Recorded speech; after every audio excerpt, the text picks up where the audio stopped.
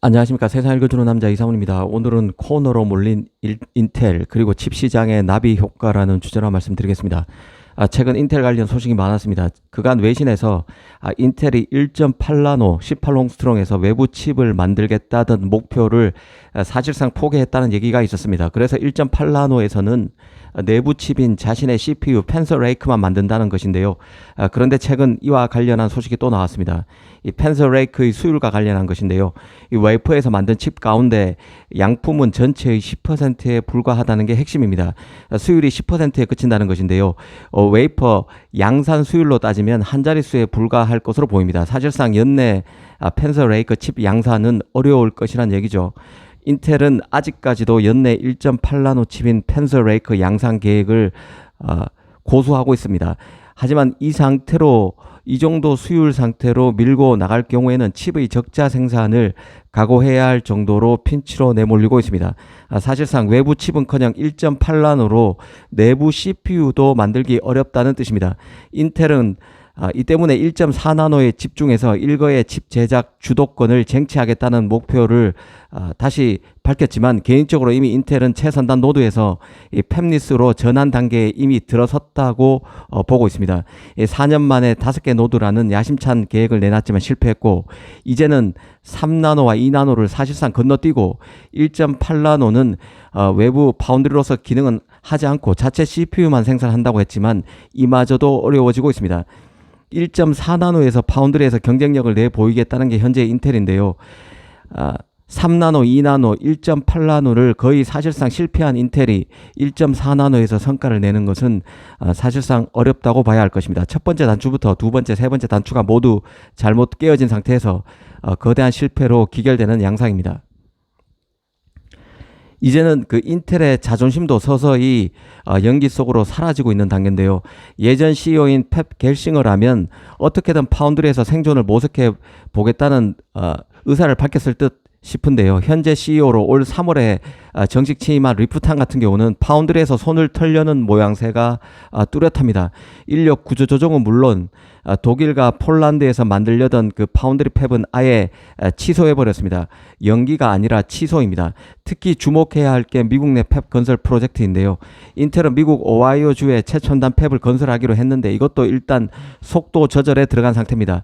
그러면서 전제를 달긴 했는데요. 칩의 시장 수요와 대규모 고객사 확보 여부에 따라 오하이오 팹의 운명을 결정한다는 게 리프탄의 입장입니다.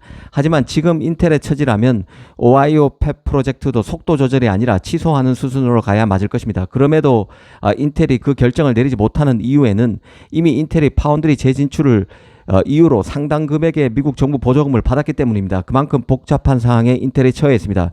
보조금을 토해내야 할 입장이란 것이죠.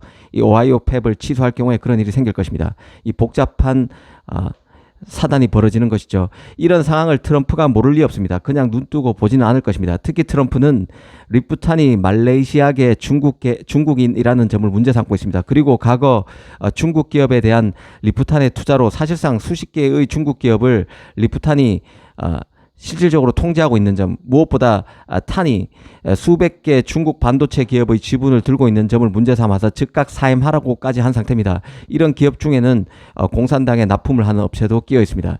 이 펩 겔싱어에 이어서 구원투수로 나타난 리프탄의 정체성이 인텔이란 대형 생선 가게를 막기에는 문제가 많은 고양이에 비견되고 있는 상황까지 왔습니다.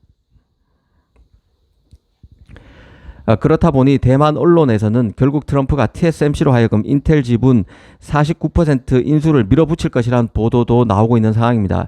다시 사라졌던 인텔 지분 인수 얘기가 TSMC로 하여금 인텔 지분을 인수하라는 얘기가 다시 등장했다는 뜻입니다. 여기에 관세 문제가 개입될 소지도 있는데요. 물론 대만 정부 관리는 트럼프가 외국에서 생산된 칩이 미국으로 들어올 때 100% 관세를 매기기로 했지만 TSMC에서 생산된 칩은 면제된다고 밝히긴 했습니다. 하지만 개인적으로 트럼프가 이대로 이 인텔 이슈, 관세 이슈, 대만과 얽힌 상호관세 이슈를 끝낼 것으로 보지는 않습니다.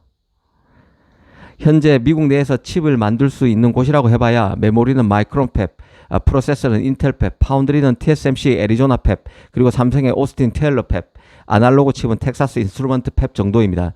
TSMC의 애리조나 팹의 경우는 미국 전체 칩 수요의 단지 7%만 만들고 있다는 보도도 나왔었습니다. 그런 관점에서 보면 인텔의 오하이오 팹 등은 트럼프 입장에서는 살려야 할 팹입니다. 추가로 만들어지는 팹이죠. 실제 가능 여부와 별개로 다양한 시도를 할 것으로 봅니다. 특히 인텔의 1.8나노가 결국 실패로 기결되는 양상입니다. 3나노, 2나노도 건너뛰고 1.8나노에서 수율이 고작 단자리 수대인 인텔이 1.4나노에서 대역전 드라마를 쓸 가능성은 점점 희박해지고 있습니다.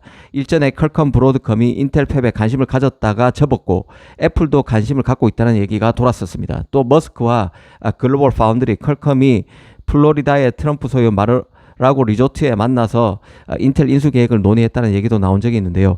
그런데 이런 인텔과 같은 메모드 기업의 인공호흡기를 달려면 M&A에서 매수 주체가 이 기술과 첨단 산업에 대한 조회가 깊어야 합니다. 그런 맥락에서 TSMC가 등장할 수밖에 없는데요. 이 TSMC의 자체적인 의사와 무관하게 TSMC 역할론이 논의될 가능성이 있다는 생각입니다. 이는 자본주의 시스템에서 생각해보면 어이없고 비합리적인 발상인 것은 맞습니다. 하지만 칩 제조를 어떻게든 부활시키려는 미국 입장을 감안할 때 배제할 수 없는 시나리오라는 게 개인적인 판단입니다. 기다려도 자체적인 해생 기밀을 발견하기 힘든 현재의 인텔 상황, 특히 리프탄의 인텔 상황이라면 물밑에서 논의될 수 있는 옵션 중 하나일 수밖에 없을 것입니다. 이제 반도체는 기술 패권의 핵심이고 그 결과 국가 전략 자산이 됐습니다. 이 얘기는 반도체의 작동 원리가 시장 논리로만 움직이지 않는다는 뜻이죠. 그래서 비즈니스와 얽힌 정치적 정부적 판단이 M&A 시장에도 개입될 수밖에 없습니다. 최근 수년 내에 일어났던 M&A 시도를 복귀해보면 이 반도체 시장의 M&A는 이미 정치 영역이 돼버렸음을 직감할 수 있는데요.